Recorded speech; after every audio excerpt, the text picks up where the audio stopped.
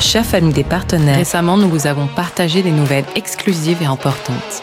Vous allez être très surpris et très content. 15 minutes par jour pendant 2 mois. Donc un laps de temps très défini, la personne elle aura tout l'éventail de c'est quoi être un chrétien. On aura donc la Bible multiversion. Donc on a les notes, les liens, les stickers. C'est un projet titanesque, c'est vraiment énorme. Tous les projets, toutes les applications qui sortent de cette envergure-là, il y a toujours une version bêta. 50 personnes au total il nous faut pour ma Bible. C'est tout nouveau, c'est sorti aujourd'hui. Un nouvel espace sur le site qui s'appelle l'espace partenaire. Alors sur cet espace, comme vous le voyez, vous pourrez suivre l'actualité des projets, participer à nos lives privés, consulter l'historique de vos dons. Vous pouvez désormais retrouver ce live en intégralité sur votre espace partenaire. Connectez-vous dès maintenant sur emcitv.com/partenaire. Merci pour votre précieux soutien. La procrastination peut venir de toutes sortes de facteurs. Tu dis, je vais remettre plus tard, des fois la peur, c'est ce que tu disais, la crainte, quelquefois penser que je ne suis pas capable. Je me dis, je suis pas capable. Je disais, oui, c'est comme l'écrivain, il a peur devant sa feuille blanche, il ne sait pas qu'écrire. Il sait que la première phrase va faire tout le livre. Et donc, il veut écrire la bonne phrase. Et quelquefois, le perfectionnisme est un facteur de procrastination.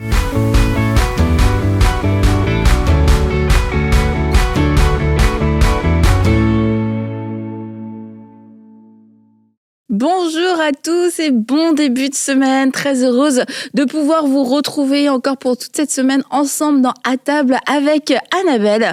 Et aujourd'hui, nous sommes avec un ami de MCI, quelqu'un qui vient depuis de nombreuses années maintenant, mais la première fois dans À table avec Annabelle. Et nous sommes avec Donato Anzalone. Bonjour. No, Donato Anzalone, buongiorno. Buongiorno. Come stai? Bene. Italiano oggi? No. On va parler en français. Je suis content de vous voir. Bonjour Annabelle, bonjour Aurélie, bonjour Stéphanie. C'est un plaisir de vous rencontrer pour la première fois. Le plaisir est réciproque.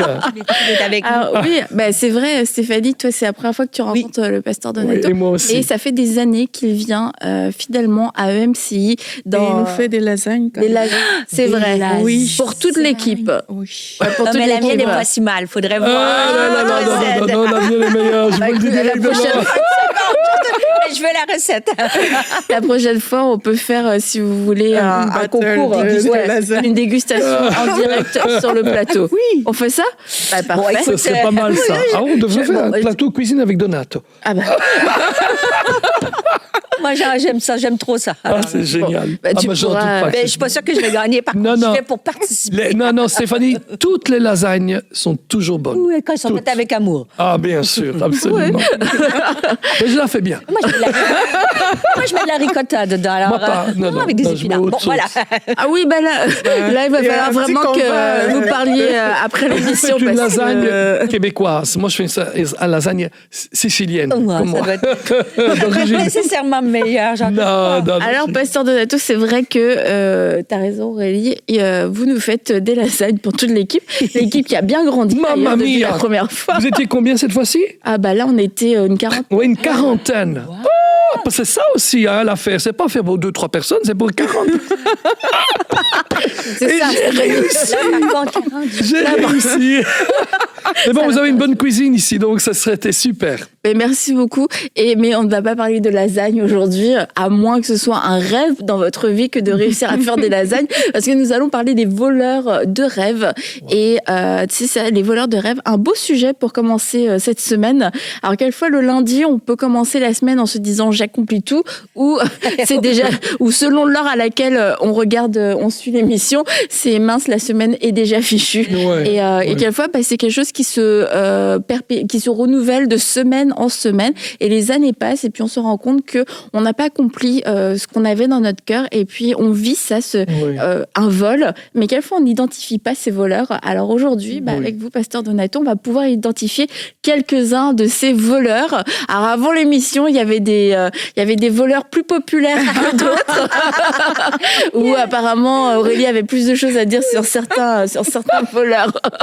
Donc on verra si on y arrive. Il va falloir qu'on gère bien notre temps. Le temps étant un des voleurs de rêves. Voilà, exactement. Mais je crois que tout d'abord, il faut se réaliser que Dieu veut qu'on réalise nos rêves. Oui, absolument. Il veut vraiment qu'on arrive à faire ce qu'il a d'abord mis dans nos cœurs. Mais aussi, nous, on a des choses dans nos cœurs qui ne sont pas spécialement le plan de Dieu. Mais Dieu nous donne une certaine liberté d'aller dans nos désirs aussi. Mais dans les rêves, il y a aussi cette idée que nous sommes l'ouvrage de Dieu, l'ouvrage de Christ. Et qu'il a préparé, c'est ce qu'il dit ici dans Éphésiens 2:10, pour accomplir des bonnes œuvres que Dieu a préparées d'avance pour nous, afin que nous marchions dans ce plan. Dieu a un plan pour vous, Dieu a un plan pour moi et tout. Et donc, et en effet, il y a des voleurs de rêves. Comme vous avez dit, le temps est un voleur de rêves. Quelquefois, parce qu'on a laissé le temps passer, on se dit, OK, il faut être patient, mais à un certain moment, la patience doit avoir impatience. C'est-à-dire, à un certain moment, même la Bible dit, Dieu est lent à la colère, mais à un certain moment, il y arrive, dans le sens qu'il dit maintenant, basta, en italien on dit, c'est fini, pas basta. Je sais qu'on n'a pas parlé de pasta, de pâte, mais basta, c'est fini, quoi. Et donc, on doit se dire, OK, je dois attendre, je dois être patient, mais cette patience n'est pas passive, elle est active. Et à un certain moment, je sais dans mon cœur que c'est le moment de le faire. Exactement. Et ça, c'est quelque chose dont on a déjà parlé, je ne sais plus dans quelle émission, de faire la différence entre la patience et la passivité. Et se dire, mais en fait, il y a des actions à poser qui sont peut-être pas l'accomplissement total du rêve, mais qu'est-ce que je fais en fait pour me préparer à ça? Parce que moi c'est un exemple très bateau, mais je veux partir si tu pars en voyage, faut faire ta valise, il faut prendre ta voiture, il faut aller à l'aéroport. Et si tu dis j'ai raté mon avion, t'as fait quoi? Je suis restée chez moi. Là, écoute, c'était pas une attaque diabolique ou quoi que ce soit, c'est clairement un manque de gestion, de temps, de priorité, d'intelligence aussi et de sagesse. Même peut-être un manque de plan parfois, parce que on a le grand rêve, mais on ne connaît pas toujours les étapes. Et quelquefois, quand ça reste trop grand, on ne sait pas par quoi commencer. Du coup, on ne prend pas le temps pour faire les petites choses qui peuvent aider à atteindre le plan. Mais il faut commencer quelque part. Quand on parle de temps, je pense que ça implique vraiment toutes les étapes qui vont nous amener vers ce rêve-là. Donc, il faut commencer quelque part. Et parfois, on voit la grosse chose. Du coup, on le repousse dans le temps. On se dit, OK, quand je serai prête, quand il y aura ceci et cela, je vais le faire. Mais sans le savoir, c'est juste parce que le plan n'était pas assez clair à nos yeux, parce que s'il était clair, on saurait que, OK, je peux commencer par cette petite chose. Ça prend pas beaucoup de temps, du coup, c'est plus facile de la faire. Et là, je vais avancer, en fait. Bon, parfois, je pense qu'il y a aussi ce petit élément qu'on doit prendre en compte par rapport à nos rêves. Mais je pense que pour les rêves de Dieu, le temps, c'est toujours un facteur qui va jouer. Et je parle dans mon cas, moi, j'avais mon rêve, je l'ai eu à l'âge de 15 ans. Et puis, en fait, j'ai travaillé. Toutes les choses que j'ai fait, mes études, tout ça, ça complémentait cette démarche-là. Mais en fait, je suis rentrée dans le rêve de Dieu pour moi presque à 30 ans, tu vois. Donc, il y a un 15 ans. Et je pense que c'est là qu'il faut tenir bon, s'accrocher à nos rêves et avoir cette conviction-là que si Dieu a mis un rêve dans mon cœur, j'ai cette conviction-là, puis je m'accroche à travers le temps. Parce que le test du temps, tu sais, il y a le chronos, mais il y a aussi le kairos. Le kairos, c'est le temps de Dieu. Donc, des fois, il faut juste pas se décourager. Peut-être quelqu'un écoute l'émission et dit moi, Stéphanie, ça fait 10 ans, 20 ans, mais ça ne veut pas dire que Dieu a oublié son rêve pour toi. Il faut juste persévérer à travers cette démarche-là. Et je sais que si Dieu donne la vision, il va donner la provision. C'est, en son temps, il va le faire. Donc, mais le temps, moi, je trouve que c'est un gros voleur de rêve parce que tu te décourages sur cette marche-là. Tu as l'impression que Dieu t'a oublié. Exactement. Non. Avec le temps, par exemple, aussi, un autre voleur de rêve dans le temps, c'est de voir que ça prend trop de temps et on essaie de faire les choses par nous-mêmes. Oui, tout à fait. Ça. Abraham. Oui. Qu'est-ce qu'il a fait, Abraham? Il allait avoir un enfant, puis ça prend du temps, puis finalement il est allé avec sa servante. Et ça a causé énormément de problèmes dans le couple. Alors, on le comprend, franchement. Alors, les femmes le comprennent. Et pasteur Donato, un autre voleur de temps. Oui. Je peux dire quelque chose par rapport au temps aussi. Je crois que c'est quand même important, c'est que parfois, à l'intérieur de nous, on sait aussi que c'est la saison favorable. Tu parlais du temps Kairos tout à l'heure. À l'intérieur de nous, on peut discerner. Je pense que le Seigneur, quand il met des projets dans nos cœurs, je pense qu'il nous donne aussi la capacité de discerner que maintenant, en fait, c'est le moment d'y aller et de ne pas perdre du temps. Quand j'écrivais mon livre, à un moment, je sentais que c'est maintenant. C'est comme si je ne m'investissais pas à ce moment-là, j'aurais loupé quelque chose. J'avais pas forcément les mots pour le dire, mais à l'intérieur de moi, c'est comme si il y avait un truc qui me disait, c'est maintenant qu'il faut le faire. Donc, je pense qu'il y a aussi cette dimension-là que si le Seigneur a mis quelque chose dans ton cœur, lui aussi, il sait en fait t'aligner dans le temps par rapport à cette chose. Il faut lui faire confiance, mais dès qu'on sent que c'est le moment, il faut aussi y aller. Exactement. Être à l'écoute du Saint-Esprit. Donc, un autre voleur de temps, Pasteur Donato, les gens. Là, il va falloir expliquer un peu parce que... Ah, pourquoi c'est moi qui dois l'expliquer? Ah bah ouais. Parce que c'est moi qui vous l'ai dit. Exact. Je n'aurais pas dû l'écrire. Alors je me dis, elles vont m'expliquer. Les gens, ok. Les gens peuvent être un voleur de temps. Des gens qui prennent votre temps. Donc pas voleur de rêve, pardon. Mais des gens qui prennent votre temps au point qu'à la fin, vous n'avez même pas le temps de faire votre propre rêve. Mais aussi des gens qui viennent mettre des bâtons dans les roues. Des gens qui sont jaloux. Il y a des gens qui sont jaloux de ce que vous faites. Vous voyagez, le Seigneur vous a appelé à faire des choses pour votre entreprise et tout, mais il y a des gens qui sont jaloux. Il y a des gens qui vous voient dans l'entreprise travailler mieux qu'eux, et puis finalement, vous devez donner un rapport au patron, mais vous n'avez pas le temps de l'apporter directement. Il dit « Ah, je vais le faire pour toi. » Et puis le patron, regarde ce que j'ai fait. Alors, à EMCI, ça passe pas, on est d'accord. Mais je veux dire, vous comprenez, dans beaucoup d'entreprises, EMCI, c'est pas une entreprise, c'est un ministère. mais vous comprenez ce que je veux dire. Il y a des gens qui vous volent. Il y a des gens qui font du tort à vous. Un accident qui vous rentre dessus avec leur voiture, vous casse les jambes. Moi, je faisais un mariage et la belle-mère de la mariée n'avait plus de jambes. C'était une championne de tennis. Pardon, pas de tennis, de ski. Et elle n'avait plus de jambes parce que quelqu'un d'ivrogne a roulé et l'a renversée. Elle n'avait plus de jambes. Alors, gloire à Dieu, elle est sortie de cela. Elle a continué à faire du ski, mais pour invalide. Donc, sur des patins, si vous voulez, elle était assise dessus. Mais ça a détruit son... Elle a même participé aux Jeux Olympiques, non, pour gens avec deux jambes à l'époque. Mais quelqu'un a détruit son rêve. Moi, je pense à Monica Seles, la grande tenniswoman, qui était en train de se battre en tennis avec Steffi Graf.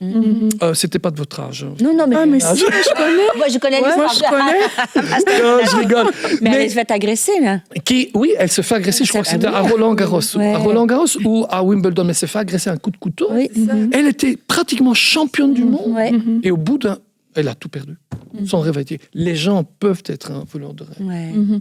Et un point important peut-être à souligner ici, c'est que quand il y a une personne comme ça, surtout qui a été mal intentionnée, qui est venue consciemment pour détruire, pour voler un rêve, c'est une profonde injustice, c'est une profonde douleur, une profonde blessure aussi. Maintenant, on a aussi cette responsabilité en tant que femme née de nouveau, de pardonner à cette personne-là et de ne pas rester dans cette rancune. Ça ne veut pas dire qu'il n'y a pas de conséquences, ça ne veut pas dire que la chose ne s'est pas passée, mais on a vraiment cette responsabilité face à la parole de Dieu de pouvoir pardonner et de bénir nos ennemis. Et aussi à travers le pardon et le fait de relâcher cette offense, eh bien ça va permettre à Dieu de pouvoir recréer un rêve, c'est sûr, dans une situation, dans une circonstance différente, mais dans lequel on va être capable de recevoir le rêve et de rêver à nouveau, et puis d'accepter ce rêve, de ne pas rester dans le passé. Ça ne veut pas dire que c'était bien ce que la personne a fait, ça ne veut pas dire qu'on s'en fiche, que Dieu s'en fiche, mais c'est possible de vivre un nouveau rêve alors qu'on s'est fait voler le premier rêve de façon méchante, de façon diabolique quelquefois. C'est possible de vivre à nouveau le rêve de Dieu. Alors pardonnez, prenez le temps aujourd'hui, relâchez ces personnes qui vous ont volé votre rêve, parce que celui qui est capable de vous redonner un rêve, c'est Dieu. Amen. Waouh, c'est parfait. Mais même comme femme de Dieu, tu disais, on devrait aussi s'encourager à faire que les femmes autour de nous puissent rêver, contribuer au rêve de Dieu, au lieu d'être des personnes... De nourrir le rêve des autres. Ouais, entre femmes, de s'encourager, de se valoriser, de pouvoir se propulser ensemble, au lieu que d'être en compétition et briser si l'autre a un rêve. Mais moi, Seigneur, j'ai pas ce rêve-là. Au contraire, on devrait être des femmes de l'encouragement. Ou de casser le rêve de l'autre. Oui. Tu peux venir avec un projet, puis moi, je vais être là. Tu penses non, c'est pas possible. Moi, ça a été... c'est bien de rêver. Rêve, c'est ça. Et moi, ça a été ça. Moi, des gens qui ont tenté de briser mon rêve, c'est quand j'ai quitté cette carrière scientifique-là. Mais là, les gens me disaient, mais comment ça? Qu'est-ce que tu vas faire? Une scientifique, même dans l'Église. Tu disais, mais oui, mais je veux répondre à l'appel de Dieu. Mais même il y a des croyants qui me disaient, mais qu'est-ce que tu vas faire? Tu sais, comme si c'était moindre. Mais des fois, c'est des paroles un petit peu sans le savoir. On atténue le rêve de l'autre au lieu de lui apporter une parole de vie. Et parfois même, c'est des personnes dont on ne se doute pas. Tu vois, et j'ai compris aussi avec le temps que certaines personnes disent les choses vraiment par amour. Hein. C'est pas qu'ils te détestent, c'est pas qu'ils te veulent du mal. C'est juste que l'excès peut-être de protection envers ta personne fait en sorte qu'ils se retrouvent en train de te dire, t'es vraiment sûr que c'est ça que tu veux faire, mais tu penses pas que c'est ça. Et du coup, ça peut venir créer des sentiments comme ça qui te limitent par rapport à l'accomplissement de ton rêve. Donc, c'est important de voir que c'est pas forcément des ennemis qui vont se présenter devant toi par rapport à ça, mais il faut tenir ferme, en fait. Il faut vraiment avoir cette conviction de Dieu à l'intérieur de son cœur et comprendre que, OK, peut-être c'est ta mère qui est en train de te parler, elle t'aime, elle est en train de voir, de vérifier si t'es pas en train de faire une erreur. C'est peut-être juste ça qui se passe, mais toi, avec la conviction que Dieu t'a donnée, il faut pouvoir avancer. Alors, un autre voleur de temps, on en a parlé un petit peu tout à l'heure rapidement, le manque de préparation. C'est vos notes. Mais pourquoi j'écris tout ça, moi? Mais pourquoi? C'est bien. Mais le problème, c'est que je ne suis pas préparé. Vous brisez notre rêve. Et le mien. Mais en fait, l'enfer est rempli de gens qui ont rêvé et qui ne se sont jamais préparés. Il y a de nombreuses personnes, de millions de gens dans le monde qui ont eu des rêves, ils voulaient faire ceci, ils voulaient être cela, ils voulaient être médecin, ils voulaient être avocat. Ils ne se sont jamais préparés. Ils n'ont jamais été à l'école. Ils n'ont jamais voulu aller à l'école. Ils n'ont jamais voulu étudier. Ou s'ils allaient à l'école, mais ils passaient pratiquement tous les soirs en boîte de nuit, etc. Et tout. Et puis ils se demandent, mais pourquoi je n'y arrive pas? Le manque de préparation, et quelquefois aussi, par exemple, quelqu'un qui est excellent en tout, et qui doit passer un examen. Non, pas dans cela, mais un colloque, comment on appelle ça, un rendez-vous d'embauche, et tu parles avec la patronne ou le patron, et tu dis, de toute façon, je connais tout, et il ne s'est pas préparé. Et il perd tout, parce qu'il ne s'est pas préparé, ou bien parce qu'il est allé dormir à 4 heures du matin, et s'est levé à 6 heures. Et on ne se prépare pas, et on pense que... Et le manque de préparation est un briseur de rêve aussi, et on doit se préparer. Moi, je suis prédicateur, mais je ne peux pas me dire, je vais aller... toi, tu fais des... je dis toi, mais vous... Mais, en italien, on dit toi, en français, on dit vous. Non, on dit toi aussi. Mais je dis, vous faites des conférences et tout, vous ne pouvez pas aller sans être préparé. On ne vous invite plus après. Et on brise nos rêves. Dieu m'a appelé à faire des conférences. Oui, tu en as fait une, mais je n'étais pas préparé. Ils t'ont pu rappeler. On doit être préparé. Moi, ça fait 44 ans que je visite des églises et tout. Je suis et pratiquement régulièrement les mêmes églises. Aucune église me dit, je ne veux pas te voir. Mais pour venir, il faut te préparer. Et Paul dit, je suis venu en tremblant. Il y a des gens qui ne se préparent pas. Vous-même, avant l'émission, vous vous prépariez. On parlait ensemble, on prépare ces émissions. Chaque chose que vous faites à MCI, vous êtes préparé pour ça.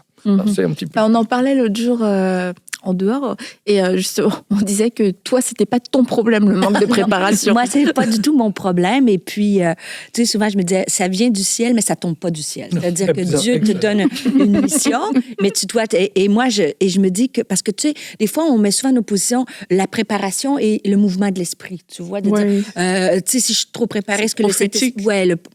Mais moi, mon idée, c'est que de plus en plus, comme vous savez, de plus je suis prête, plus le Saint-Esprit peut m'utiliser. Donc, et de plus en plus, je travaille, j'ai toujours travaillé avec le Saint-Esprit, mais encore plus.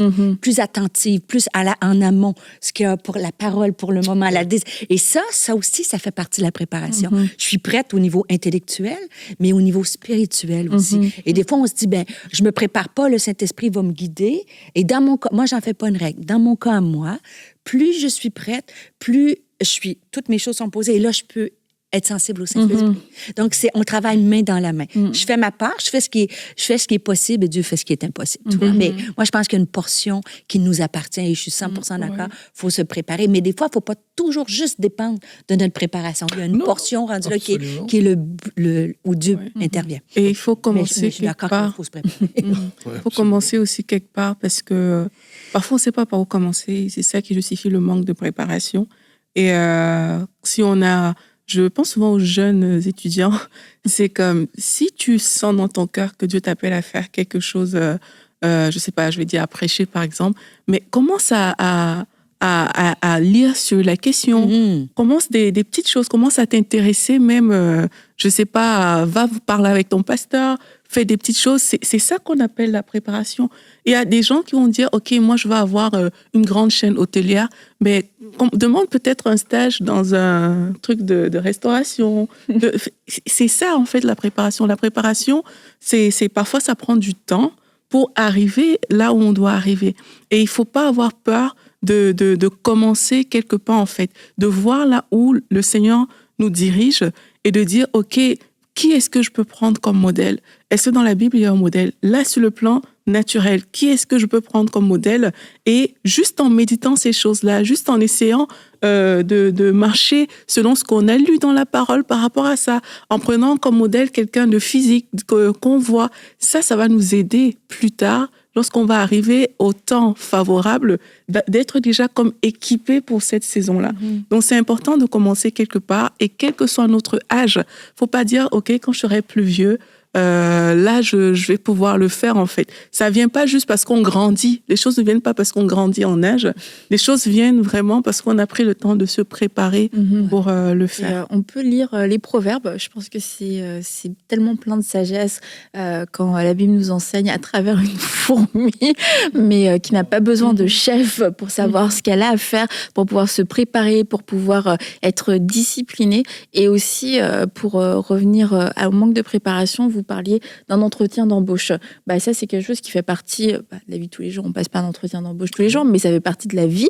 Et le fait de ne pas arriver préparé à un entretien d'embauche, en fait, le message que ça renvoie au-dessus de tout à l'employeur, à la personne qui te fait passer cet entretien, c'est un manque de respect. Ça veut dire, tu peux être très brillant, mais tu t'en fiches. Et ce côté-là, de ce manque de respect, ça ferme les portes. Et ça ferme des portes dans le monde professionnel, dans le monde aussi relationnel, amical. Quelqu'un qui arrive tout le temps en retard, même dans le cadre vraiment amical, dans un moment qui te semble pour toi important, tu te sens pas respecté. Et du coup, ça peut mettre des distances. Ça peut mettre aussi un frein ou créer des problèmes qui auraient pu ne pas exister. Je pense au mariage. Le manque de préparation au mariage fait que quelquefois on arrive dans le mariage, on vit des choses, on vit des années difficiles dont je dis pas que la préparation au mariage va annuler tous les problèmes, mais ça va beaucoup aider. Et puis il y a des choses, t'entends des couples, tu dis mince, une préparation au mariage, juste quelquefois une seule préparation, ça aurait pu vous aider à résoudre tout ce conflit que vous traînez là depuis 3 ans. Donc le manque de préparation, c'est sûr, ça annule pas toujours le rêve, mais ça le rend quelquefois plus compliqué, plus difficile à vivre. Moi, j'aime ton idée quand tu dis le manque de respect, mais même envers Dieu. Tu vois, parce qu'on est des représentants, on représente Dieu sur cette terre. Moi, je suis plus vieille que ces jeunes femmes-là, tu vois. Mais quand moi, je suis arrivée à l'église pour la première fois, j'avais 15 ans, et plus j'allais, tu sais, j'étais dans un milieu comme d'excellence dans ma famille, tout ça, et là, les musiciens étaient à peu près pas préparés, le pasteur pas préparé. Donc, au début, je me disais, c'est vraiment...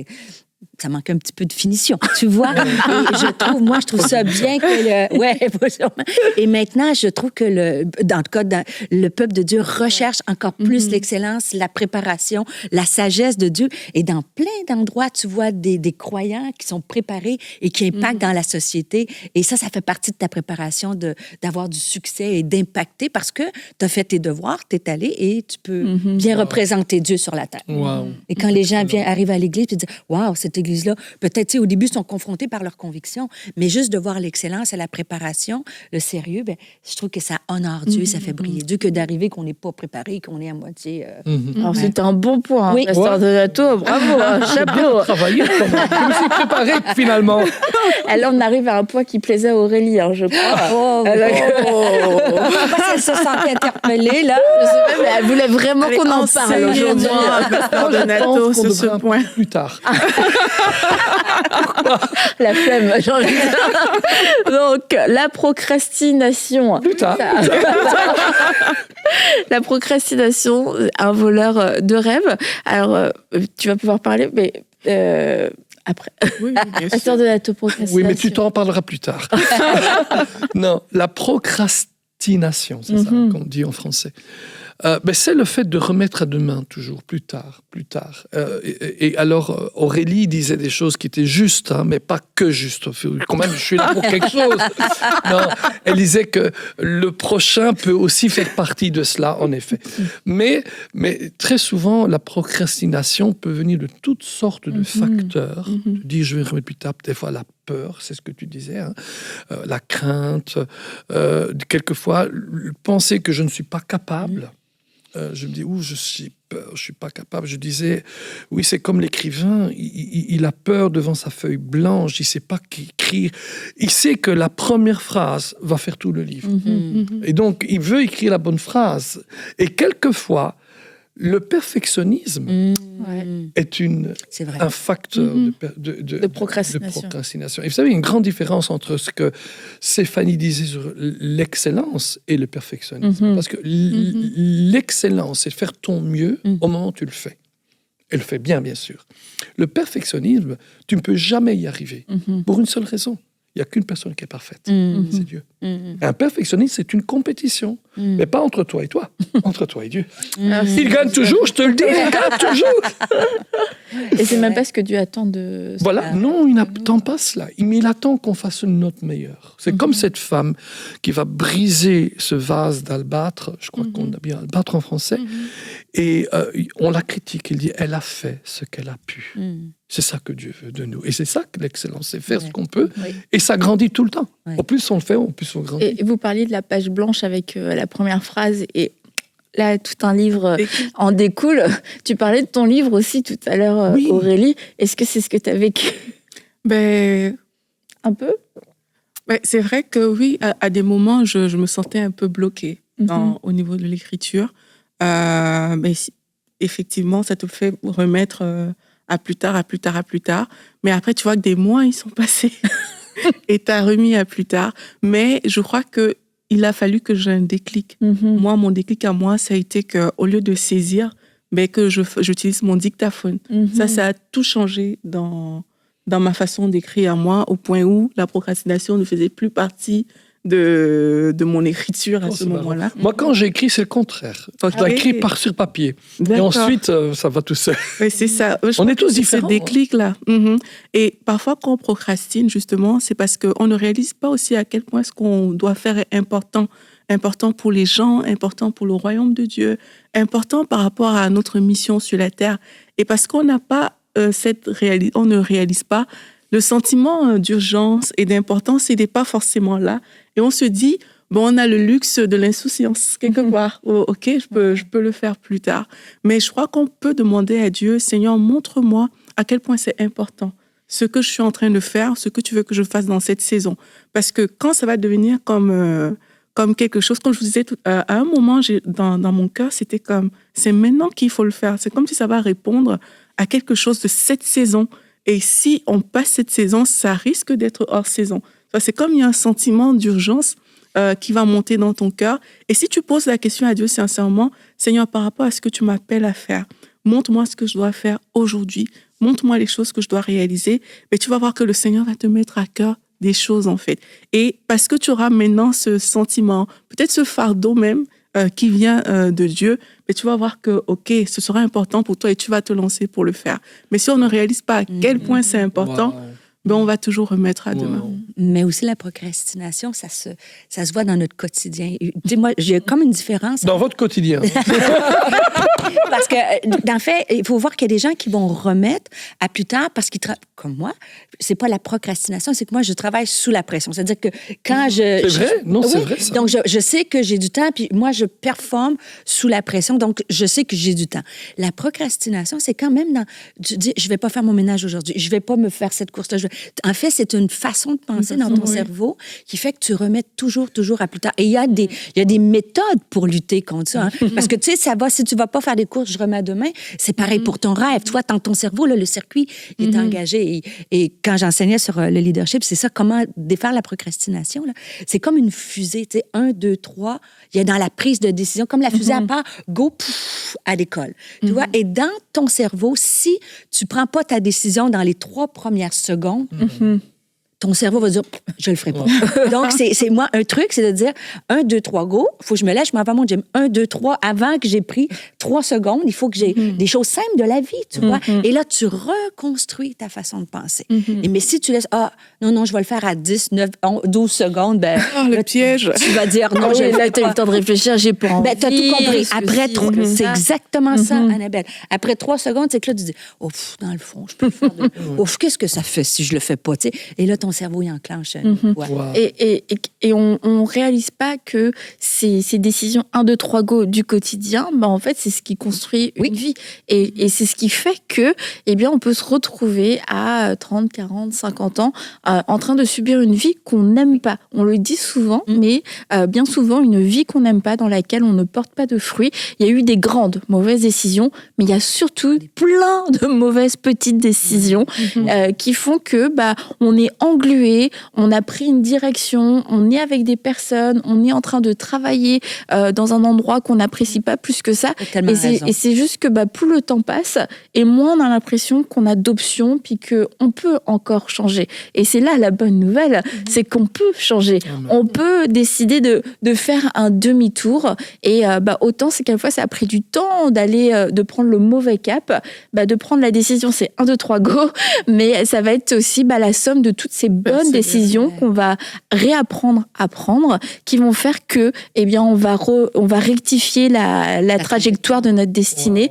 Et tout ça avec l'approbation de Dieu. Donc, il y aura un vent favorable qui fera que il y aura aussi une accélération. Et de pas se dire, il m'avait fallu 20 ans pour détruire ma vie, il va falloir 20 pour la reconstruire. Non, Dieu est bon. Et en plus, la Bible nous dit qu'il crée en nous le vouloir et le faire.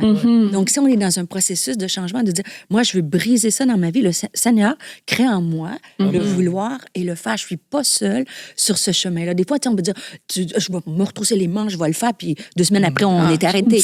Mais avec Dieu, tu dis, je suis intentionnée et avec Dieu, je veux prendre la bonne décision. Ben, c'est comme tu dis. Puis des fois, là, on voit ça comme la montagne, mais un rêve, c'est la somme de petites décisions.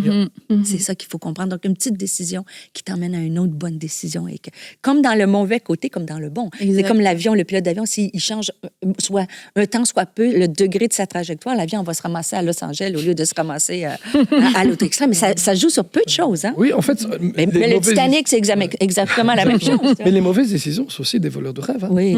Alors, gloire à Dieu, il y a moins de temps en temps de se remettre sur la route, comme tu parlais de maintenant. Mais c'est ça, un voleur de rêve, absolument. Alors, est-ce qu'on fait le dernier ou est-ce qu'on est trop fatigué? Non, moi, je ne suis pas fatigué parce que je voudrais quand même aussi ajouter quelque chose à la fin. Encore, ok, d'accord. Bon, on va faire... Mais le dernier, j'ai compris ce que vous dites.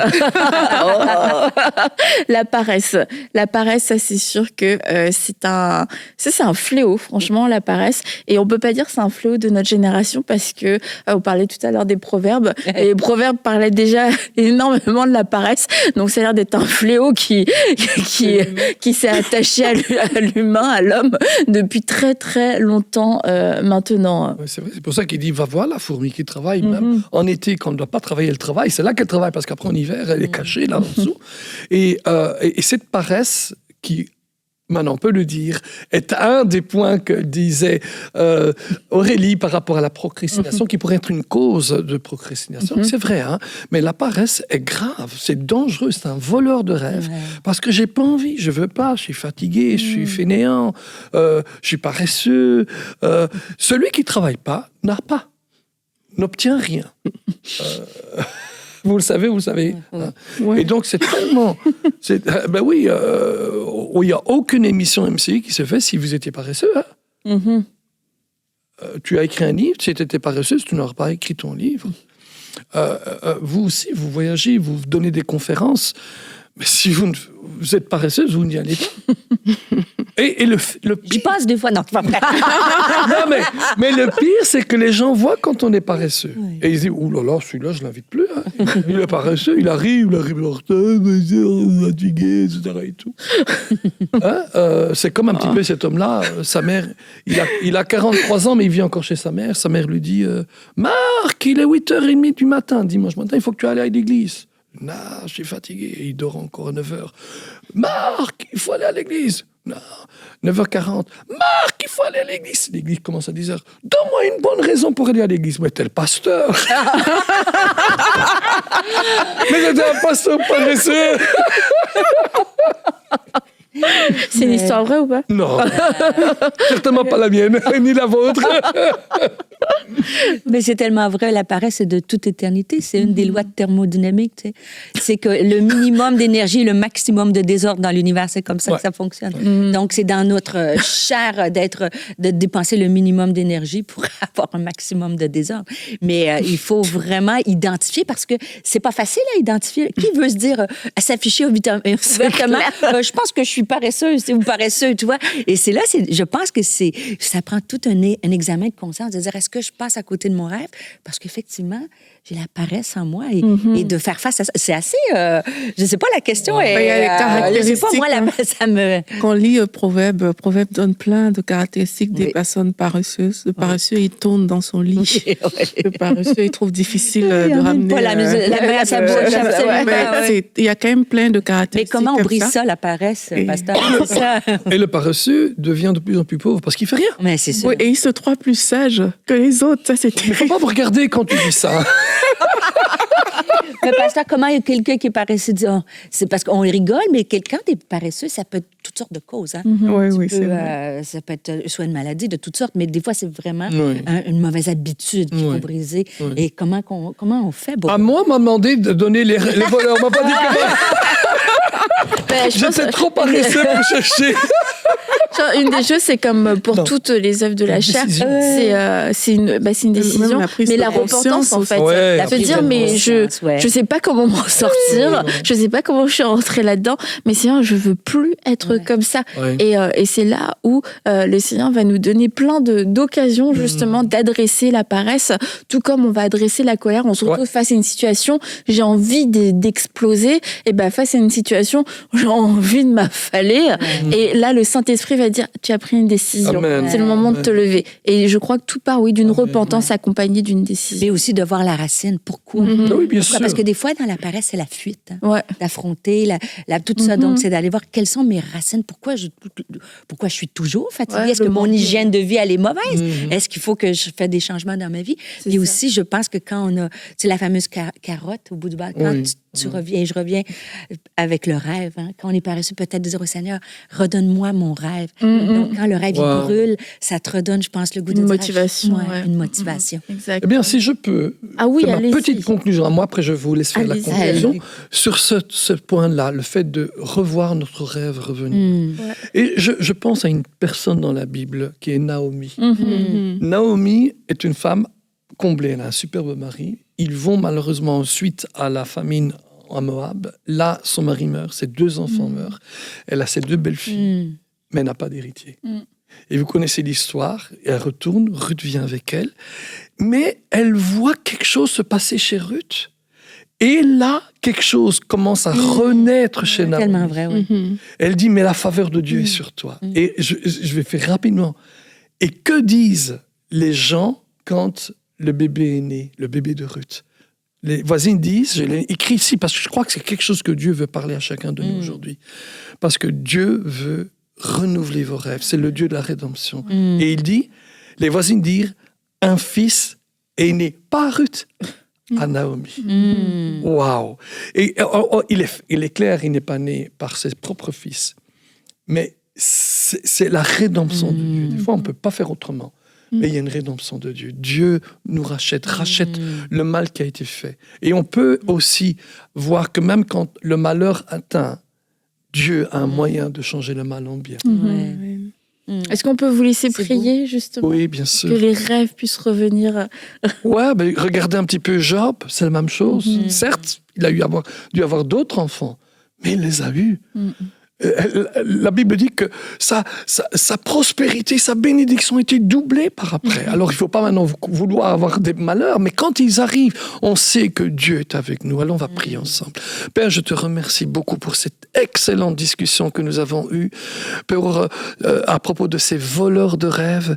Et peut-être certains d'entre nous, nous retrouvons dans certains de ces voleurs de rêves et que je te demande vraiment que tu nous aides chacun à prendre autorité sur ce problème du temps, sur notre impatience, sur peut-être les situations où des gens nous ont fait du mal, ou nous ont empêchés d'accomplir nos rêves, ou bien notre manque de préparation, la procrastination, la paresse, et même ici le malheur. Mais quels que soient ces voleurs de rêves, et il y en a d'autres, hein, Seigneur, beaucoup d'autres, mais nous te prions que tu puisses nous révéler dans notre vie ce qui ne va pas, ou pourquoi certains des rêves que nous avons reçus de toi, choses que tu voudrais que nous accomplissions sur la terre, n'ont pas encore été accomplies.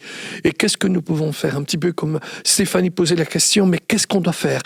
Eh bien, je crois, Père, qu'on doit vraiment aller maintenant dans ta parole, aller dans les proverbes, comme disait Annabelle dès le début, aussi les autres, qu'on puisse vraiment aller dans les proverbes et recevoir ta sagesse. La Bible dit, si nous manquons de sagesse, dans Jacques, il dit chacun, nous pouvons te le demander avec foi, parce que tu donnes avec générosité cette sagesse. Nous te remercions, Père, et je vous bénis dans le nom de Jésus.